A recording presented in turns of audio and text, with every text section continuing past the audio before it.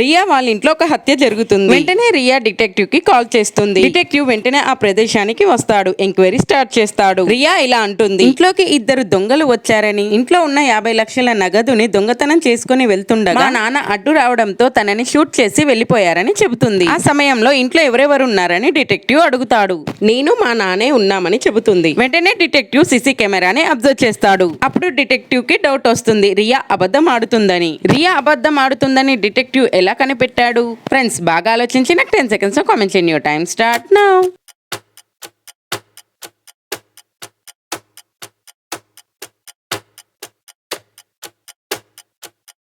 Time up. ఇప్పుడు answer ఏంటో చూద్దాం. డిటెక్టివ్ బయట సీసీ కెమెరా అబ్జర్వ్ చేసినప్పుడు దొంగలు ఇద్దరు బయటికి వస్తున్నారు. కానీ వారి చేతిలో ఎటువంటి బ్యాగు లేదు. దొంగలు తన పాకెట్ లో పెట్టుకుని వెళ్ళడానికి అది తక్కువ అమౌంట్ కూడా కాదే, అక్కడ దొంగతనం జరగలేదు. సో ఆ విధంగా రియా అబద్ధం ఆడుతుందని డిటెక్టివ్ కనిపెట్టాడు.